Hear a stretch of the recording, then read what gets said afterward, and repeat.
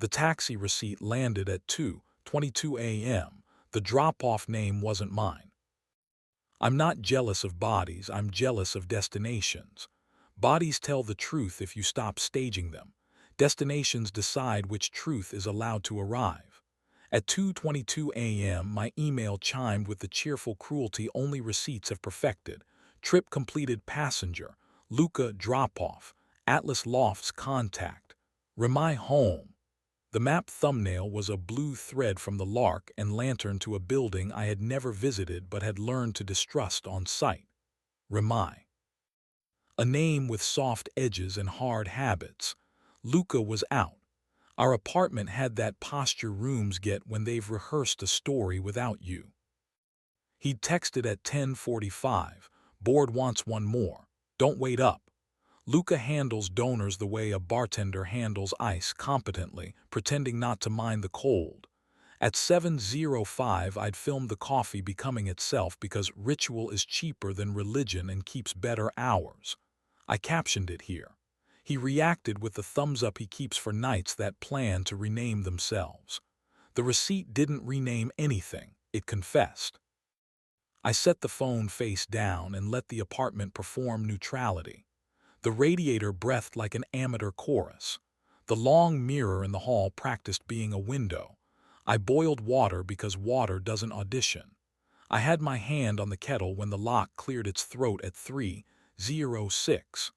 Luca stepped in with his shoes hooked by two fingers like witnesses too tired to lie.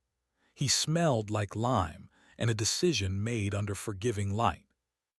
He kissed the air near my cheek, our administrative truce, and then saw the screen glow on the counter, tidy as a ledger. His pupils turned into clocks, the small dilation that arrives just before he chooses a verb. "You're up," he said, as if etiquette had mailed me a warning. "The taxi thinks you sleep at Atlas Lofts," I said. "It's very proud to know your first name and a stranger's last stop." He put his palms on the table the way our therapist taught us, and offering more than a defense. The gesture is either dignity or triage. "Which question?" he asked. "Why or who?" "Why," I said, because Matt, my emergency adult, kicks me under imaginary tables when I lead with names. If I start with who, the root writes our minutes. Luca looked at the patch of wall where the paint keeps wanting to retire without ceremony. "Because the part wasn't coming," he said. "Because donors clapped in the wrong places and wanted to be forgiven with gin. Because the lark turned the music up when money wanted to hear itself think. Because Ramai said the loft had air that didn't judge and a couch that didn't lie. Because I wanted to be a decent man for 20 minutes and forgot that decency rented the hour after." "Did you kiss him?" I asked, breaking Matt's superstition like a boy with a stick and a fence. "In the elevator," he said. "Once, small and honest and wrong, I came home." "I hate how sane that sounds," I said, which is the sentence I keep for mercy that arrives before I can match its tone. We didn't sleep. We did something more humiliating and useful. We agreed to go to Atlas in daylight, when cities pretend to be merciful. Noon made the brick look like it had been forgiven and wasn't sure what to do with the freedom. The lobby smelled like citrus that had learned to whisper. The elevator remembered every mirror it ever loved. Ramai opened the door before I could knock, which is either courtesy or guilt's favorite party trick. He'd curated contrition, dark t-shirt, bare feet, a mug convincing Steam to behave. He saw us both and didn't pretend surprise, my favorite trick in men who owe a room honesty. "I was coming to apologize," he said. "To you and to whatever part of the city thinks taxis are priests. He loves you," he added, nodding toward Luca. "I like being near that. I'm sorry my place uses the same grammar as desire." "You don't get to call it ours," I said, "because cleverness is my superstition and I tithe when I'm anxious. Rehearsal is a room, a kiss is a scene, a receipt is a summons. You don't get to be the verb in our kitchen." Luca didn't look at Ramai. He looked at me with the exact weight of a man deciding which threshold deserves his mouth. "I want open windows," he said, "not open doors." We left with nothing more dramatic than the hallway trying to volunteer absolution. At home, I moved the kitchen chair into the middle of the floor because procedures save men when gods woe. Luca smiled like a man relieved to be caught kindly. He came around the table and paused, always that pause, his most decent habit. I met him halfway. The first kiss carried the proper weight, apology without speeches. The second slid his fingers under my shirt and my hand to the back of his neck, the place he keeps for oaths and sleep. We didn't perform a ceremony, we used heat as a system.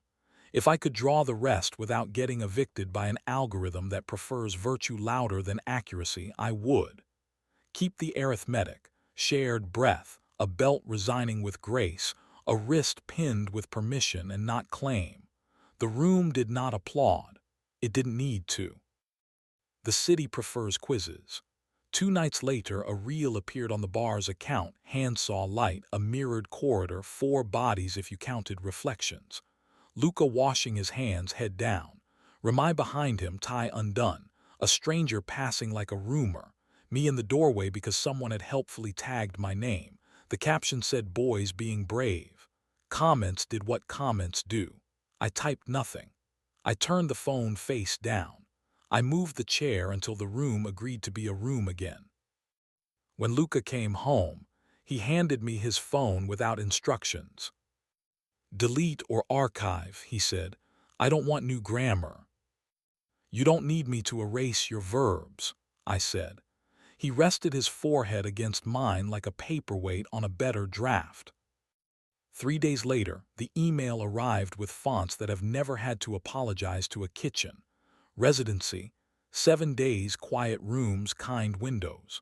Luca forwarded the PDF with every map attached, which is how you know a man has learned where courage keeps its receipts. "I want to go without disappearing," he wrote. "I'll send pages, not alibis. When I get back, ask me what I wrote before what I did." I taped 2 lines under the lemon magnet because props still save us when God is off shift. Addresses in the open. A good night here voice note every day. He added a third in his careful mess. If an I can't is coming, it happens where both of us are. Night 1, wind and a sentence I decided to believe. Today the table forgave me. Night 3, nothing, and my thumb became the worst teenager in the world. I opened the ride history against my will and stared until the roots surrendered and admitted they were just math. I moved the chair instead. At 8:12 he called with a voice that made the kettle think there might be a God. "I almost kissed a window," he said. "It didn't know your name. I closed the blinds." He returned with a suitcase that didn't slam and 2 pages he treated like animals. "They're not good," he said. "They're mine," I said, and we performed our small religion. Paper, kettle, a room that knows it isn't a lobby. He slid his hands under my shirt from behind, slower than contrition, faster than nostalgia. "Here," he said into the bend of my neck, which is the only word left that has never demanded witnesses. We tried boring.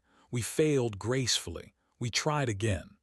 Ramai learned to stand at the back of the house with his arms crossed like a man paying the bill he owes himself. He clapped exactly once after the kiss on preview night. He didn't text. Neither did we. For a while, Roots behaved. So did the nights that wanted to be clever. Tests return the way weather does, like a habit that remembers your address. At 12:11 a.m. a new email arrived. Split fare accepted passenger. Ramai destination, Atlas Lofts. The map line started at our street and then corrected itself. No, almost our street, 2 blocks south at the corner where Luca likes to pretend the bakery closed so he can press his face to the glass and promise croissants a future. I could see them on the thumbnail. 2 dots, one blue, one indifferent. The subject line had the tone of a hall monitor trying to be charismatic. I moved the chair. The lock cleared its throat at 1:02. Luca came in with rain in his hair and a sentence ready. He asked for a ride, he said. I walked him to the corner. He kissed the night goodbye. I kissed the brake lever. Good decision. Do you want to hate me now or later? I prefer now. I like the way you come back from it. I'm tired of coming back, I said. I want to stay. He touched my jaw with 2 fingers, the intimacy director's sacrament repurposed for domestic faith, and the gesture landed in the one place it belonged. We went to bed without performing an essay on forgiveness. We used our mouths the way men do who still prefer heat to cleverness. The room did not applaud. It didn't need to. Weeks alter even honest bruises. The Ride app kept its talent for cheerful cruelty. The corridor's mirror kept multiplying men until the math looked like gossip. The city kept making rooms that want to pronounce us. I kept the kettle and the chair we move when words try to riot. On a Tuesday afternoon when nothing was wrong and everything was ordinary, I opened the Ride history and scrolled back to the first receipt that had spelled Remai's name like a decision. I archived it. Not erasure, just a shy folding. One more retest, because the world is thorough when it thinks you've studied. At 12:27 a.m., a push notification blinked. Driver waiting, I'm outside, tell Luca. The name under the bubble was Remai's. I breathed. I did it again. I typed wrong number and set the phone face down like a witness with decent manners. At 12:41, the elevator in our building made the sound that means it's tired of pretending. Luca came in with his hands empty, and his mouth arranged around an apology that didn't need to perform. He called me from downstairs, he said. He wanted to ask if I was lonely or honest. I said yes to the second one. He left. He lifted the phone and turned it so I could watch him delete the contact. Not spectacle, not an oath, just a man returning a key that belonged to no door we could live with. That night I dreamed the city gave us a new map, one that admitted its misprints and still pointed home. In the morning, sunlight behaved. It crossed the floor like a dog that has decided we remain worth guarding. I made coffee. Luca came up behind me and laid his palm flat over my chest in the quiet territory between heartbeat and promise. Here, he said, less a word than a careful wait. I pressed my hand over his and let the day borrow our courage. We invited 2 friends to dinner that evening so that normalcy could clang around the kitchen like cutlery and make itself useful. The app sent nothing. The mirror minded its own reflection.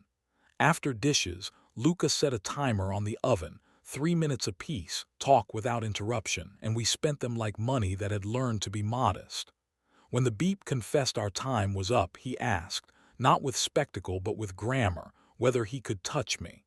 I said yes. He kissed me like a promise that knows what interest is, slow and honest, and I will not give you the rest. Keep the simple inventory. 2 bodies that kept their nouns, a breath we shared because we asked, a door that finally understood the difference between greeting and granting. Tomorrow we'll try again. Receipts will wear their polite little badges. Some mirror will catch a mouth halfway to a rumor. Remai will exist where he exists, a person, not a villain. Donors will clap in wrong places. Someone will pour gin into apologies and call it craft. But when Luca says here, my body has stopped auditioning for suspicion. If another hour offers me a blue thread bending toward a door that isn't ours, I hope I remember the handful of humiliating, useful acts that got us through this one. Put water on. Move the chair when words try to riot. Ask why before who. Hold the breath before contact and let it finish being the scene. Then wait for the lock's small throat clearing like it's the first note in a song we can still tune to. We didn't get away with anything. We stayed. We are still staying. The taxis can keep their thumbnails, the river can keep its absolutions, the atrium can keep its glass. We'll keep being the address. Or, on the nights we can't, we'll be the map that admits its corrections and still shows the way back. past the revolving door that thinks it's a verb, past the elevator's red dot that loves its own memory, into a kitchen where a chair knows what it's for, a kettle keeps its 7:05 appointment, and two hands that have done worse learn again how to touch without asking the night to edit.